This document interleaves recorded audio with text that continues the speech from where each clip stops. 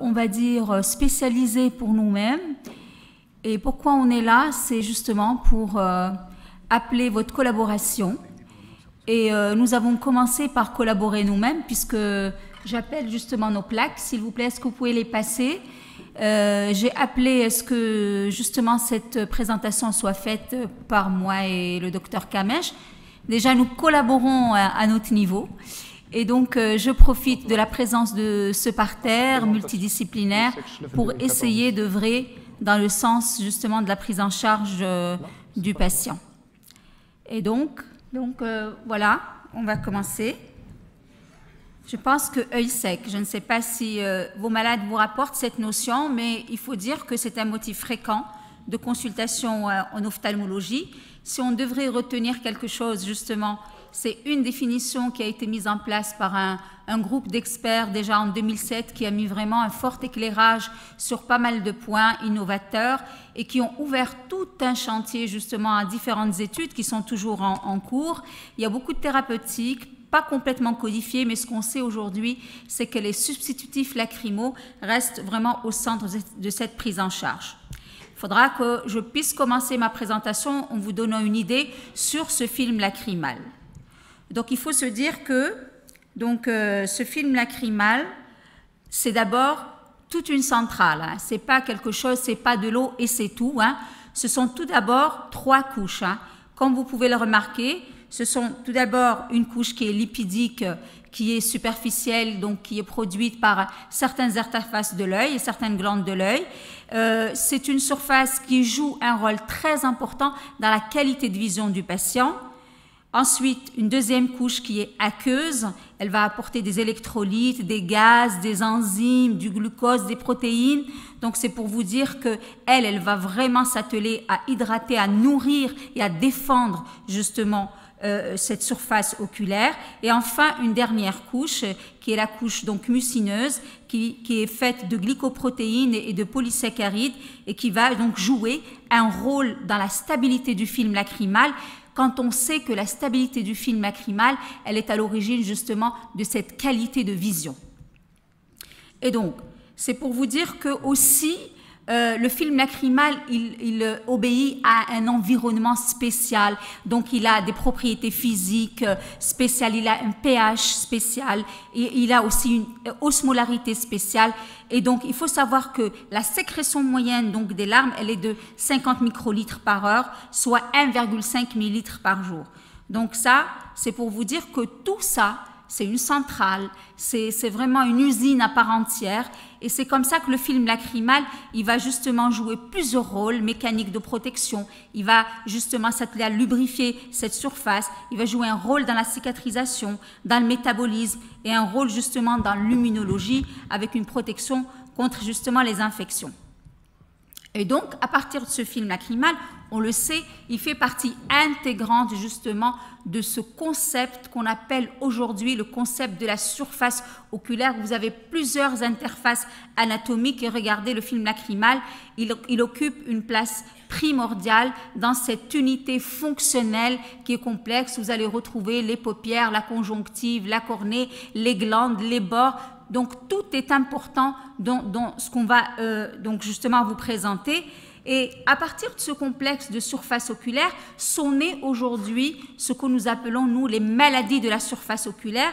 Et dans ces maladies de la surface oculaire, il y a une note qui est importante, c'est que chez le patient, ils peuvent être symptomatiques comme ils peuvent être non symptomatiques. Et c'est ça le rôle qu'on devrait jouer autour de vous, c'est de justement adresser le malade alors qu'il ne se plaint de rien. Mais bon, il faut se dire qu'aussi ces syndromes, ils peuvent être liés à un syndrome sec ou non, d'accord? Et puis, il y a cette définition.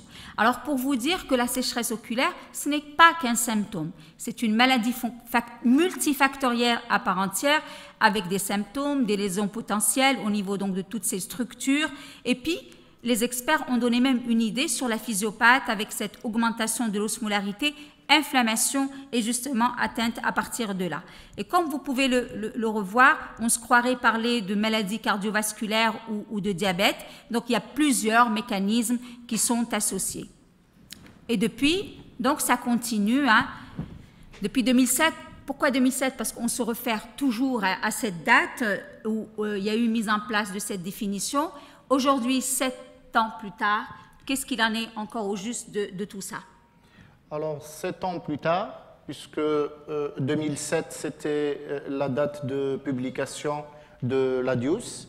Donc, comme vous le voyez, nous avons réalisé une revue de la littérature et notre tâche a été facilitée puisque tout récemment, en avril 2014, il y a eu justement la publication de cette méta-analyse.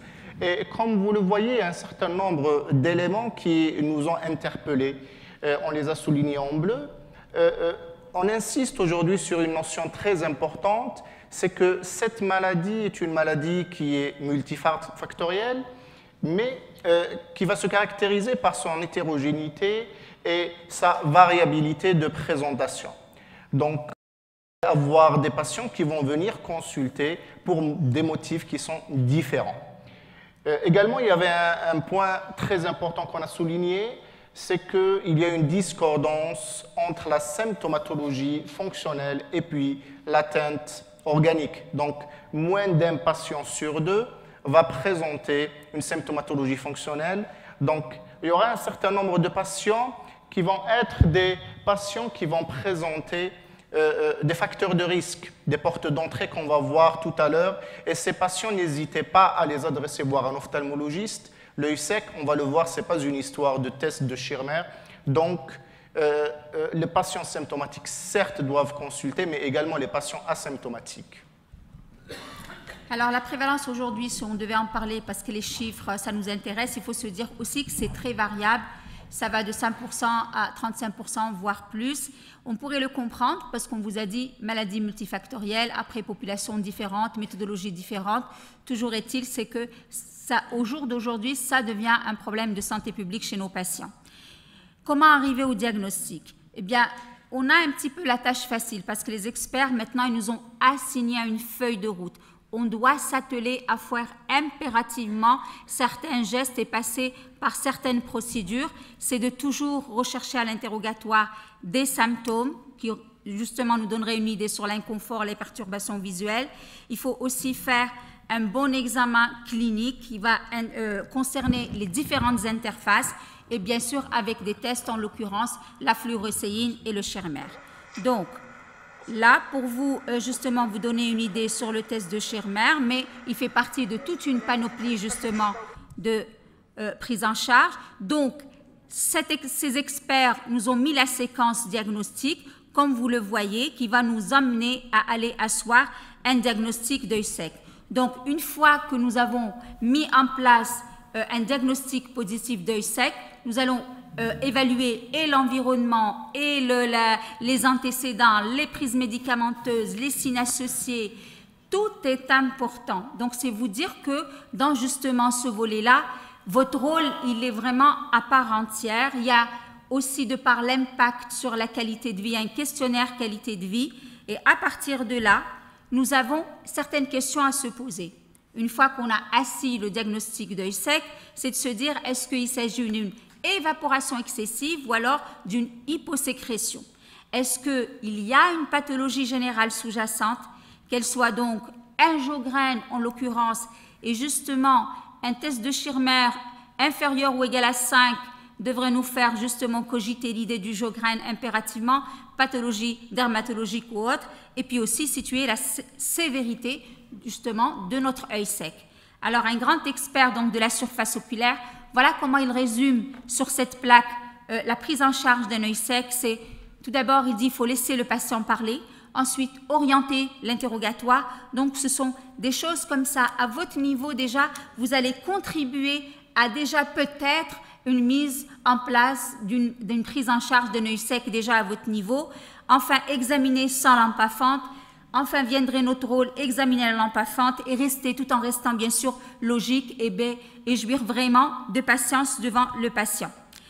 Des définitions, il y en a, c'est une seule et pas des moindres, mais des classifications, il y en a quand même un peu, mais il faut se dire que celle qui reste de mise aujourd'hui, c'est celle qui a été mise en place par justement ces experts. Mais ce qu'on retient, c'est que justement il y a 4 stades, mais les tableaux, justement, tout à l'heure, il vous a parlé, le docteur Kamèche, de ces tableaux qui sont dissociés. Donc, on peut avoir des signes fonctionnels mineurs alors que l'atteinte, elle est majeure. Et on peut avoir aussi des signes fonctionnels majeurs alors que l'atteinte, elle est mineure. Pour les causes, on vous a dit, c'est très grand, ces grands boulevards d'hypo et d'hyperévaporation. Et on commence par ce qui nous intéresse de prime abord entre nous, c'est les causes systémiques. Donc, ce que je mettrai au premier plan, c'est le syndrome de Gougerot-Sjogren. Il faut se dire que c'est franchement un diagnostic où l'ophtalmologiste, il a un rôle pas des moindres à jouer, tout simplement parce qu'il figure dans les critères. Mais si vous nous l'orientez, et s'il vous plaît, il faut nous les orienter, parce que justement, il y a une complication redoutée et redoutable, c'est le lymphome de la glande, justement lacrymale principale. Et donc, si je vous mets justement ces critères européens du syndrome de Gougerot-Sjogren, vous pouvez voir que notre rôle, il est plus qu'important auprès de vous. C'est les symptômes. Il y a 2 critères qui nous reviennent sur les 6. C'est sur le plan justement fonctionnel et sur le plan donc de l'examen. Et donc, après ce Gougerot, qui est important, c'est vrai, il y a d'autres causes systémiques. Lesquelles? Alors effectivement, il n'y a pas que le Gougerot. Le Gougerot, c'est une cause qui est relativement rare, mais qu'il faut absolument rechercher de par sa gravité. Gravité d'abord sur le plan clinique, puisqu'elle va se caractériser par son caractère invalidant et chronique, mais également de par son caractère malin, puisqu'elle est associée, comme l'a dit professeur Karawat, dans certains cas, à des processus leucémiques. Néanmoins, il y a d'autres étiologies qui doivent être recherchées, puisqu'on a parlé de ces 2 grands volets, hyposécrétion et hyperévaporation. Pour tout ce qui est hyposécrétion, il faut rechercher une maladie systémique, essentiellement la sarcoïdose. Et pour les processus par hyperévaporation, donc il faut rechercher essentiellement la dystéroïdie. La dystéroïdie, de par le fait qu'on a une fente palpébrale qui est importante, donc va accélérer l'évaporation du film lacrymal. Puisqu'aujourd'hui, on est en train de parler de diabète. Le diabète sucré est fréquemment associé à la sécheresse oculaire de par plusieurs mécanismes, puisqu'il va entraîner une augmentation de l'osmolarité lacrymale par un phénomène purement biochimique, mais également il va entraîner des perturbations, puisqu'on va avoir un temps de rupture du film lacrymal qui va être plus court, et des modifications cytologiques. D'un point de vue statistique, il a été démontré à travers plusieurs publications, dont celle-là qui a été publiée dans l'American Journal of Ophthalmology, qu'il y a une association entre la kératoconjonctivite sèche et puis le diabète, puisque 22% des patients diabétiques vont présenter un œil sec et auront besoin d'utiliser des mouillants au long cours.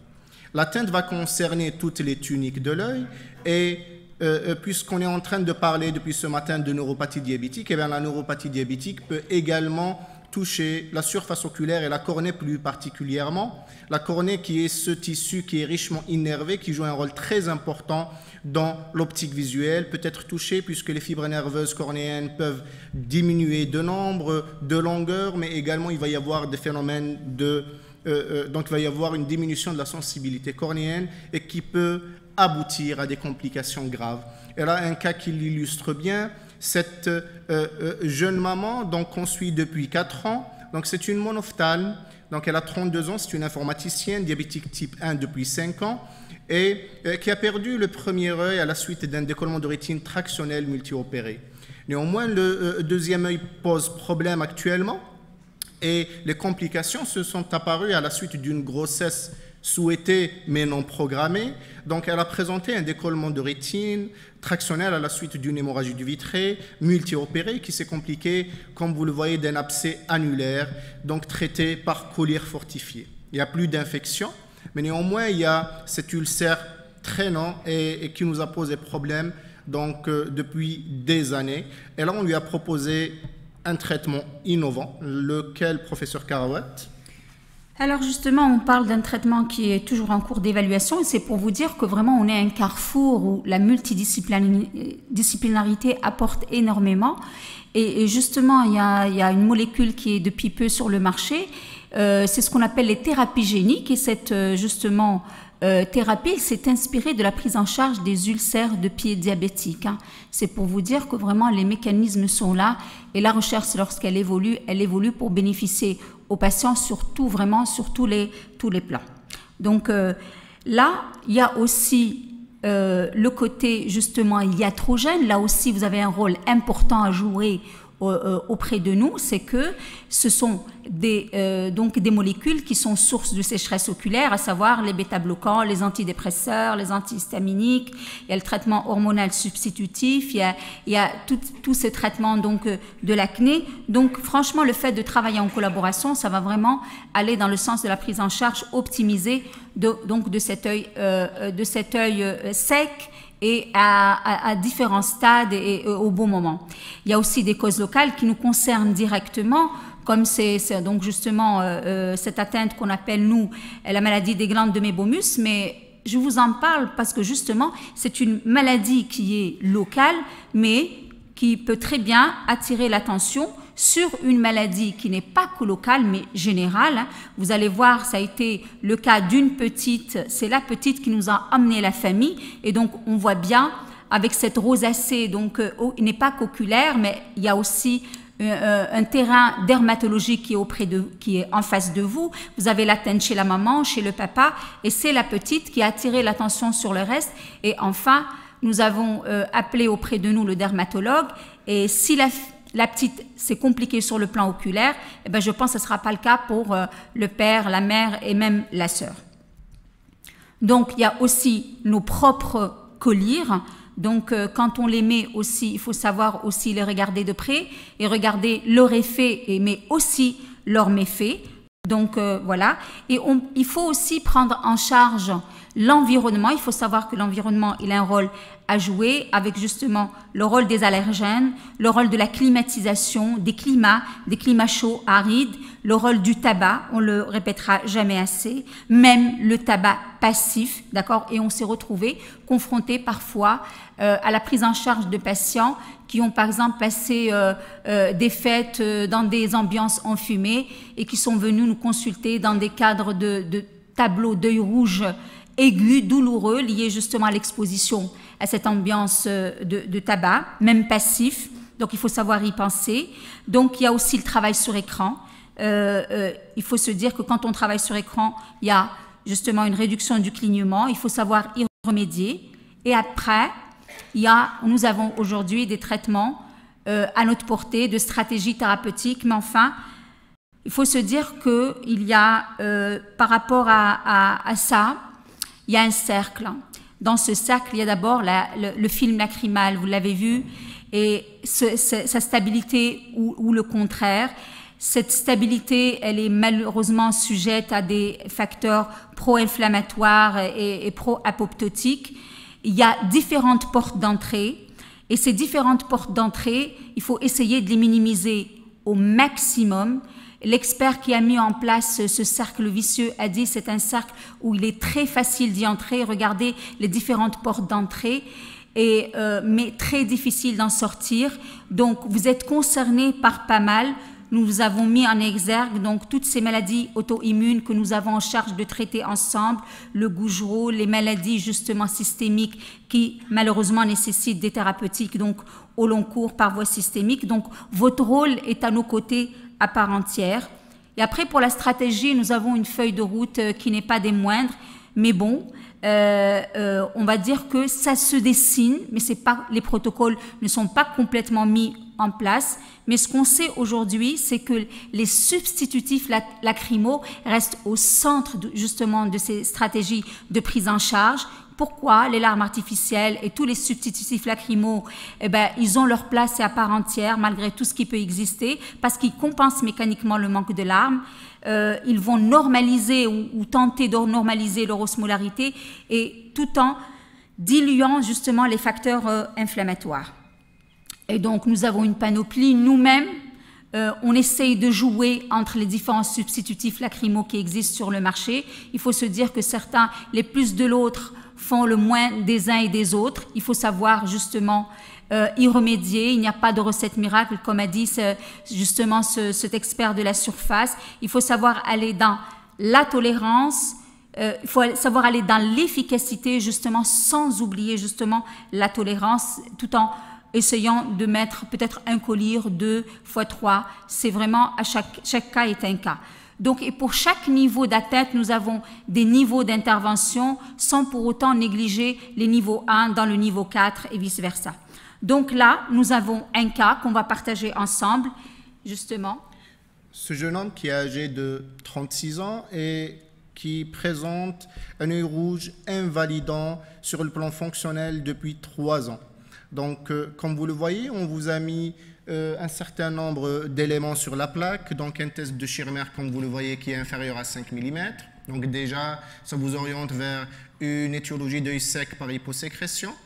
On vous a mis la photo de la bouche, c'est pas pour faire beau, mais c'est pour montrer justement cette xérostomie. Et lorsqu'on reprend l'interrogatoire, il y a effectivement cette notion de sécheresse buccale qu'il faut rechercher systématiquement. Et dans ses antécédents, il y a une histoire de leucémie, de greffe de moelle, et c'est un patient qui est sous-mouillant depuis bien longtemps. Donc, à quoi on doit penser ? Alors justement, c'est quand même multifactoriel. C'est un patient donc qui est lourd. Il a eu une leucémie, donc on pourrait l'incriminer.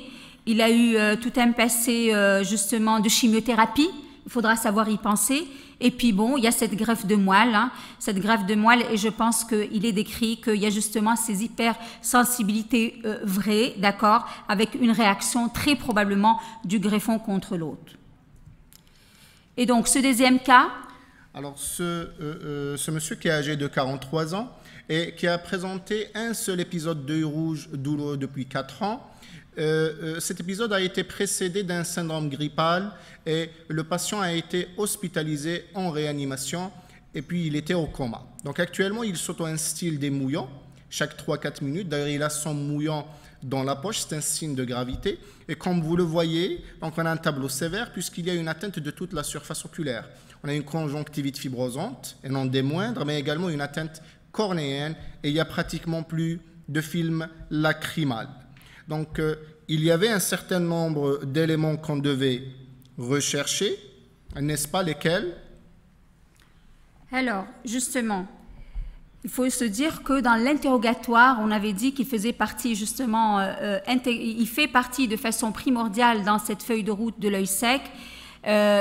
Ce patient, il a eu une notion de grippe, il a très probablement pris des médications, même si au jour d'aujourd'hui, on ne sait pas lesquelles, et il a décrit qu'à ce moment-là, sa peau partait en lambeaux.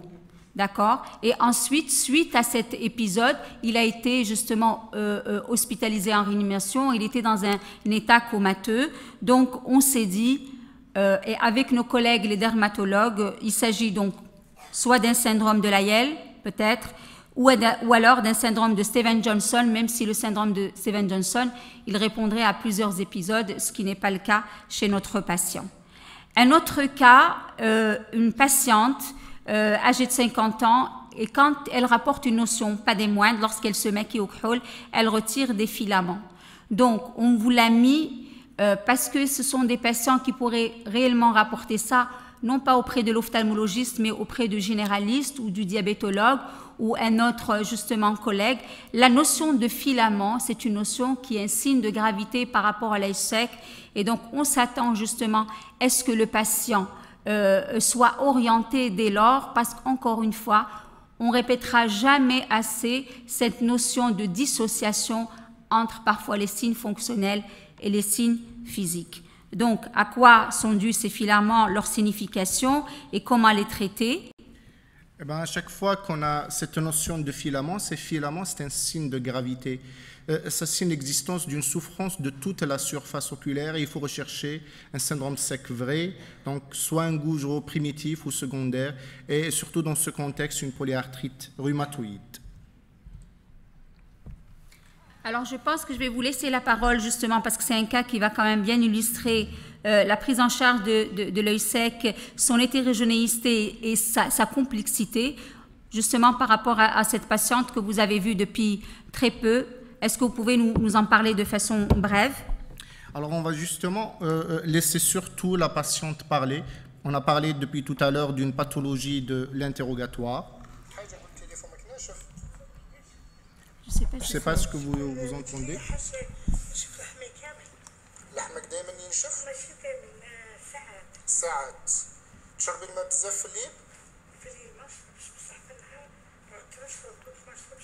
Vous avez vu l'attitude de la patiente?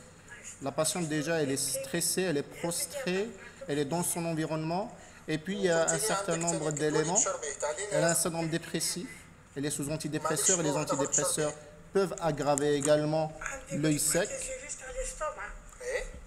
Le traitement qu'elle prend également pour sa pathologie gastrique également est un facteur aggravant.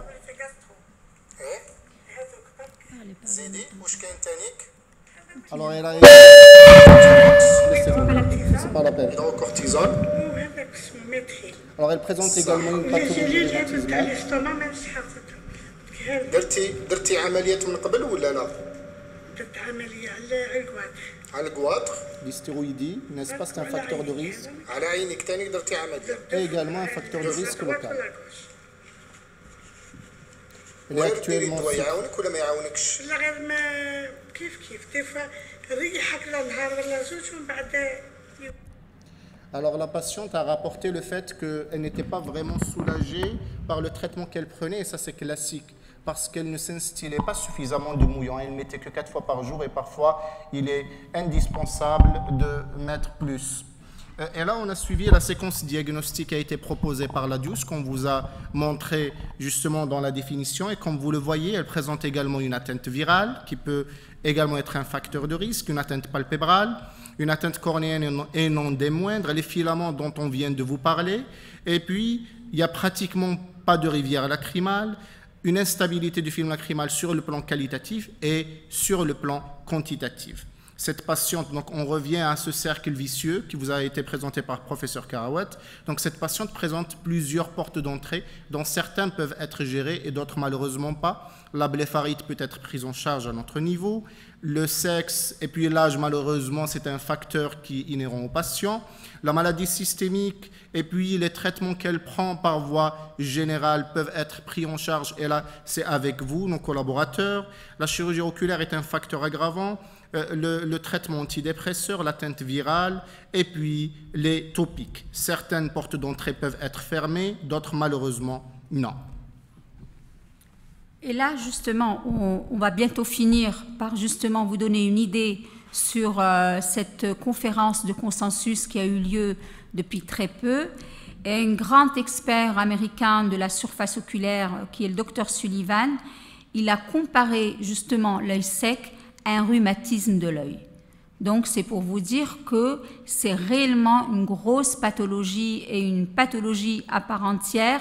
Il y a des avancées sur le plan, justement, du diagnostic. On revoit à la baisse l'hyperosmolarité et il y a d'autres éléments diagnostiques et d'exploration. Il y a aussi des moyens qui nous arrivent sur le plan thérapeutique en prenant en charge, justement, cette pathologie avec... utilisation du cartilage, n'est-ce pas, rhumatisme, cartilage.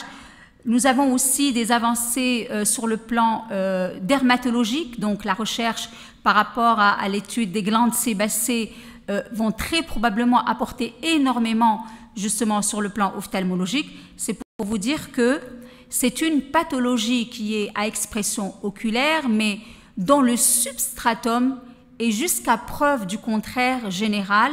C'est encore une fois situer votre rôle à vous dans notre prise en charge à nous. Et c'est pour vous dire qu'on a posé, il y a eu récemment en avril 2014 le congrès d'ophtalmologie, congrès mondial d'ophtalmologie. Il y a ce grand expert japonais, tout le monde s'attendait, était là pour lui poser la question sur quel était le traitement aujourd'hui, la stratégie que lui privilégierait dans la prise en charge donc de la sécheresse oculaire. Et bien, regardez comment il leur a répondu. Restriction calorique, exercice physique et surtout be happy, c'est-à-dire s'éloigner le plus possible du stress. On se croirait parler de maladies cardiovasculaires ou même de diabète, n'est-ce pas? Et je vous remercie.